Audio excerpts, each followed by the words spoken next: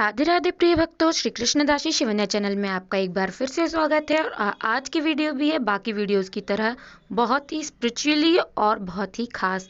Spiritually इसलिए क्योंकि आज मैं आपको बताने वाली हूँ रामायण के अनसुलझे रहस्यों के बारे में, जिसे सुनते ही आप भी आश्चर्यचकित हो जाएंगे। तो चलिए बिना समय गवाए हम वीडियो को शुरू करते हैं। तो ऐसा माना जाता है कि मूल रामायण की रचना ऋषि वाल्मीकि द्वारा की गई थी, लेकिन कई अन्य संतों और वेद पंडितों जैसे तुलसीदास, संत एकनाथ इत्यादि ने भी इनके अन्य संस्करणों की रचना की है। हालांकि प्रत्येक संस्करण में अलग अलग तरीके से कहानी का वर्णन किया गया है, लेकिन मूल रूपरेखा एक ही है। ऐसा माना जाता है कि रामायण की घटना चौथी और पांचवी शताब्दी ईसवी पूर्व की है। रामायण के हर 1000 श्लोक के बाद आने वाले पहले अक्षर से बनता है गायत्री मंत्र। जी हाँ, हमारा पहला फैक्ट यही है जो कि रहस्यमयी है। गायत्री मंत्र में 24 अक्षर होते हैं और वाल्मीकि रामायण में 24,000 श्लोक हैं। रामायण के हर 1000 श्लोक के बाद आने वाले पहले अक्षर से गायत्री मंत्र बनता है। यह मंत्र इस पवित्र महाकाव्य का सार है। गायत्री मंत्र को सर्वप्रथम ऋग्वेद में उल्लेखित किया गया था। रामायण का अगला रहस्य है कि राजा दशरथ पुत्रों के अलावा भी पहले से उनकी एक संतान पुत्री रूप की अवतरित हुई थी। तो श्री राम के माता पिता एवं भाइयों के बारे में तो प्रायः सभी जानते हैं, लेकिन बहुत कम लोगों को ये पता है कि राम की एक बहन भी थी जिनका नाम शांता था। वे आयु में चारों भाइयों से काफी बड़ी थी। उनकी माता कौशल्या थी। ऐसी मान्यता है कि एक बार अंग देश के राजा रोमपद और उनकी रानी वर्षिणी अयोध्या आए। उनको कोई संतान नहीं थी। बातचीत के दौरान राजा दशरथ को जब यह बात मालूम हुई तो उन्होंने कहा, मैं अपनी बेटी शांता आपको अपनी संतान के रूप में आपको दूंगा। यह सुनकर रोमपद और वर्षिणी बहुत खुश हुई। उन्होंने बहुत स्नेह से शांता को गोद लिया और उनका पालन पोषण किया और माता पिता के सभी कर्तव्य निभाए।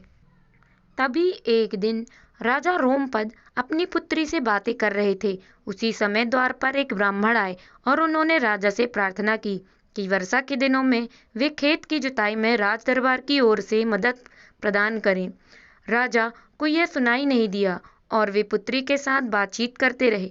द्वार पर आए नागरिक की याचना न सुनने से ब्राह्मण को दुख हुआ और ये राजा रोमपद का राज्य छोड़कर चले गए। वह ब्राह्मण इंद्र के भक्त थे। अपने भक्त की ऐसी अनदेखी पर इंद्रदेव राजा रोमपद्र पर क्रुद्ध हुए और उन्होंने उनके राज्य में पर्याप्त वर्षा नहीं की। इससे खेतों में खड़ी फसलें मुरझाने लगीं। इस संकट की घड़ी में राजा रोमपद ऋष्यशृंग ऋषि के पास गए और उनसे उपाय पूछा। ऋषि ने बताया कि वे इंद्रदेव को प्रसन्न करने के लिए यज्ञ करें। ऋषि ने यज्ञ किया और खेत खलिहान पानी से भरे। इसके बाद ऋष्यशृंग ऋषि का विवाह शांता से हो गया और वे सुखपूर्वक रहने लगे। बाद में ऋष्यशृंग ने ही दशरथ की पुत्र कामना के लिए पुत्र कामेष्टि यज्ञ करवाया था। जिस स्थान पर उन्होंने यह यज्ञ करवाया था वह अयोध्या से लगभग 39 किलोमीटर पूर्व में था और वहां आज भी उनका आश्रम है और उनकी तथा उनकी पत्नी की समाधियां हैं। राम तो विष्णु के अवतार हैं, लेकिन उनके अन्य भाई किसके अवतार थे?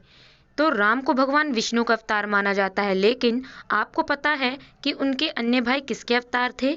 लक्ष्मण को शेषनाग का अवतार माना जाता है, जो क्षीर सागर में भगवान विष्णु का आसन है, जबकि भरत और शत्रुघ्न को क्रमशः भगवान विष्णु द्वारा हाथों में धारण किए सुदर्शन चक्र और शंख शैल का अवतार माना जाता है। तो ये तो सब जानते हैं कि सीता के स्वयंवर में श्री राम ने धनुष तोड़ा, जिसके किसी भी बलशाली व्यक्ति नहीं तोड़ पाया, जिसे भगवान श्री राम ने तोड़ा। लेकिन क्या आपको पता है उस धनुष का नाम क्या है? हम में से अधिकांश लोगों को पता है कि राम का सीता से विवाह एक स्वयंवर के माध्यम से हुआ था। उस स्वयंवर के लिए भगवान शिव के धनुष का इस्तेमाल किया गया था, जिस पर सभी राजकुमारों को प्रत्यंचा चढ़ाना था। लेकिन बहुत कम लोगों को पता होगा कि भगवान शिव के उस धनुष का नाम पिनाक था। वैसे तो भगवान श्री राम और लक्ष्मण के अनेकों नाम हैं, लेकिन क्या आप जानते हैं कि लक्ष्मण को गुदाकेश के नाम से भी जाना जाता है, जिसके पीछे एक रहस्यमय कथा है।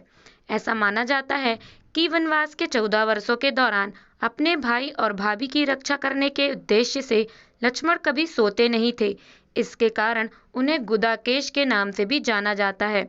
वनवास की पहली रात को जब राम और सीता सो रहे थे, तो निद्रा देवी लक्ष्मण के सामने प्रकट हुई। उस समय लक्ष्मण ने निद्रा देवी से अनुरोध किया कि उन्हें ऐसा वरदान दे कि वनवास के 14 वर्षों के दौरान उन्हें नींद न आए और वे अपने प्रिय भाई और भाभी की रक्षा कर सके। निद्रा देवी इस बात पर प्रसन्न होकर बोली कि अगर कोई तुम्हारे बदले 14 वर्षों तक सोए तो तुम्हें ये वरदान मैं दे सकती हूँ। इस प्रकार कहने पर लक्ष्मण की सलाह पर निद्रा देवी लक्ष्मण की पत्नी और सीता की बहन उर्मिला के पास पहुंची। उर्मिला ने लक्ष्मण के बदले सोना स्वीकार कर लिया और पूरे 14 वर्ष तक वे सोती रहीं। अब मैं आपको बताने वाली हूँ उस जंगल का नाम जहाँ पर 14 वर्ष का वनवास सीताराम लक्ष्मण सहित बिताया गया। रामायण महाकाव्य की कहानी के बारे में हम सभी जानते हैं कि राम और सीता लक्ष्मण के साथ 14 वर्षों तक के लिए वनवास गए थे और राक्षसों के राजा रावण को हराकर वापस अपने राज्य लौटे थे। हम में से अधिकांश लोगों को पता है कि राम लक्ष्मण और सीता ने कई साल वन में बिताए थे, लेकिन कुछ ही लोगों को उस वन के नाम की जानकारी होगी। उस वन का नाम है दंडकारण्य था, जिसमें राम, सीता और लक्ष्मण ने अपना वनवास बिताया था। यह वन लगभग 35,600 वर्ग मील में फैला हुआ था, जिसमें वर्तमान छत्तीसगढ़, उड़ीसा, महाराष्ट्र और आंध्र प्रदेश के कुछ हिस्से शामिल थे। उस समय यह वन सबसे भयंकर राक्षसों का घर माना जाता था, इसीलिए इसका नाम दंडकारण्य था, जहाँ दंड का अर्थ सजा देना और अरण्य का अर्थ वन है। अब हम आपको बता दें कि लक्ष्मण रेखा प्रकरण का वर्णन वाल्मीकि रामायण में नहीं है, जबकि पूरे रामायण की कहानी में सबसे पेचीदा प्रकरण लक्ष्मण रेखा प्रकरण है, जिसमें लक्ष्मण वन में अपनी झोपड़ी के चारों ओर एक रेखा खींचते हैं। जब सीता के अनुरोध पर राम हिरण को पकड़ने और मारने की कोशिश करते हैं, तो वह हिरण राक्षस मारीच का रूप ले लेता है और मरने के समय में मारीच राम की आवाज में लक्ष्मण और सीता के लिए रोता है। यह सुनकर सीता लक्ष्मण से आग्रह करती हैं कि वह अपने भाई की मदद के लिए जाएं, क्योंकि ऐसा प्रतीत होता है कि उनके भाई किसी मुसीबत में फंस गए हैं। पहले तो लक्ष्मण सीता को अकेले जंगल में छोड़कर जाने को राजी नहीं हुए, लेकिन बार बार सीता द्वारा अनुरोध करने पर वे तैयार हो गए। इसके बाद लक्ष्मण ने झोपड़ी के चारों ओर एक रेखा खींची और सीता से अनुरोध किया कि वह रेखा के अंदर ही रहें, और यदि कोई बाहरी व्यक्ति इस रेखा को पार करने की कोशिश करेगा तो वह जलकर भस्म हो जाएगा। इस प्रकरण के संबंध में अज्ञात तथ्य यह है कि इस कहानी का वर्णन ना तो वाल्मीकि रामायण में है और ना ही रामचरितमानस में ही है। लेकिन रामचरितमानस के लंका कांड में इस बात का उल्लेख रावण की पत्नी मंदोदरी द्वारा किया गया है।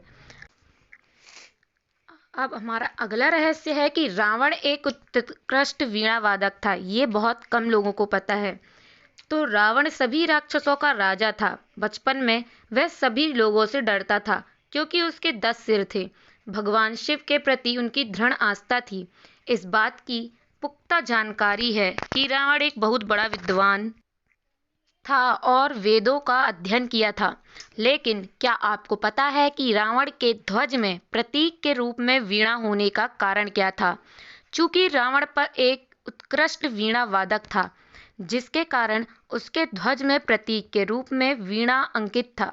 हालांकि रावण का इस कला को ज़्यादा तवज्जो नहीं देता, क्योंकि उसे यह यंत्र बजाना पसंद था। क्या आपको पता है कि कुंभकर्ण को सोने का वरदान किसके कारण प्राप्त हुआ था? तो रामायण में एक दिलचस्प कहानी हमेशा सोने वाले कुंभकर्ण की है। कुंभकर्ण रावण का छोटा भाई था, जिसका शरीर बहुत ही विकराल था। इसके अलावा वह पेटू यानी बहुत अधिक खाने वाला भी था। रामायण में वर्णित है कि कुंभकर्ण लगातार 6 महीने तक सोता था और फिर सिर्फ एक दिन खाने के लिए उठता था और पुनः 6 महीनों तक सोता रहता था। लेकिन क्या आपको पता है कि कुंभकर्ण के सोने की आदत कैसे लगी थी? एक बार एक यज्ञ की समाप्ति पर प्रजापति ब्रह्मा कुंभकर्ण के सामने प्रकट हुए और उन्होंने कुंभकर्ण से वरदान मांगने को कहा। इंद्र को इस बात से डर लगा कि कहीं कुंभकर्ण वरदान में इंद्रासन न मांग ले, अतः उन्होंने देवी सरस्वती से अनुरोध किया कि जब कुंभकर्ण की जिह्वा पर वो जाके बैठ जाएं, जब इंद्रासन के बदले निंद्रासन मांग ले। इस प्रकार इंद्र की ईर्ष्या की वजह से कुंभकर्ण को सोने का वरदान मिला। रावण को पता था कि वो राम के हाथों मारा जाएगा। जी हाँ, रावण पहले से जानता था कि वो राम के हाथों से मारा जाएगा। रामायण की पूरी कहानी पढ़ने के बाद हमें पता चलता है कि रावण एक क्रूर और सबसे विकराल राक्षस था, जिससे सभी लोग घृणा करते थे। जब रावण के भाइयों ने सीता का अपहरण की वजह से राम के हमले के बारे में सुना, तो अपने भाई को आत्मसमर्पण करने की सलाह दी थी। ये सुनकर रावण ने आत्मसमर्पण करने से इनकार कर दिया और राम के हाथों मरकर मोक्ष पाने की इच्छा प्रकट की। उसने कहा कि अगर राम और लक्ष्मण दो सामान्य इंसान हैं, तो सीता मेरे पास ही रहेगी, क्योंकि मैं आसानी से उन दोनों को परास्त कर दूंगा, और यदि वे देवता हैं तो मैं उन दोनों के हाथों मरकर मोक्ष को प्राप्त करूंगा और अपने सारे पाप कर्मों से मुक्त हो जाऊंगा और मोक्ष प्राप्ति करूंगा। एक रहस्य और है, आखिर क्यों राम ने लक्ष्मण को मृत्यु दंड दिया। रामायण में वर्णित है कि श्री राम ने ना चाहते हुए भी जान से प्यारे छोटे भाई लक्ष्मण को मृत्यु दंड दिया था। आखिर क्यों भगवान राम ने लक्ष्मण को मृत्यु दंड दिया था? ये घटना उस वक्त की है जब श्री राम लंका के विजय के बाद अयोध्या लौट आए थे और अयोध्या के राजा बन गए थे। एक दिन यम देवता कोई महत्वपूर्ण चर्चा करने के लिए श्री राम के पास आते हैं।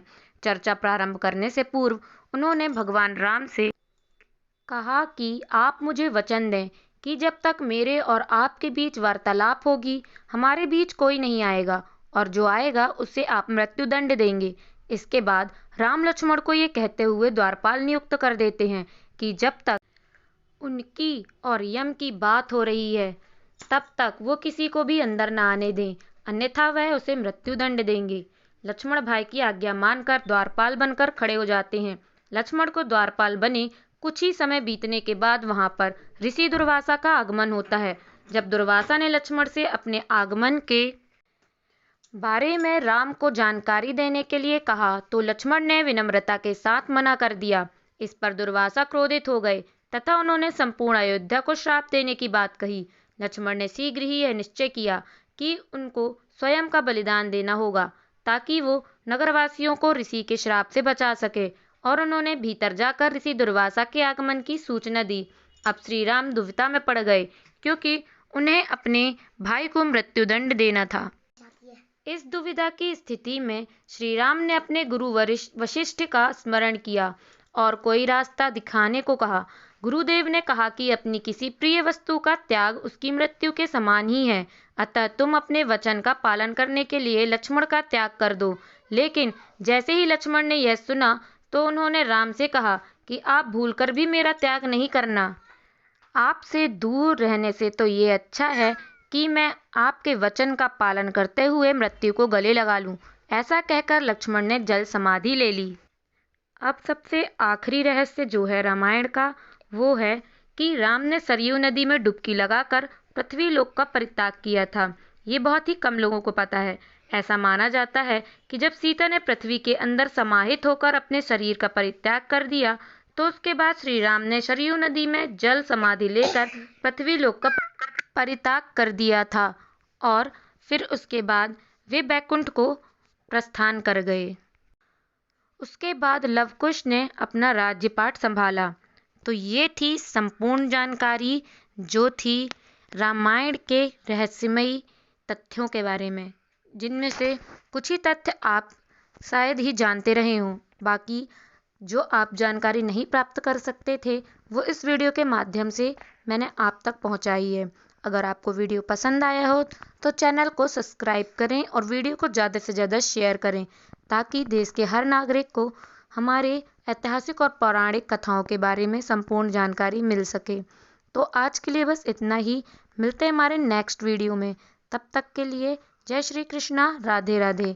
वीडियो को ज़्यादा से ज़्यादा शेयर ज़रूर करें, चैनल पर बेल आइकन प्रेस ज़रूर करें।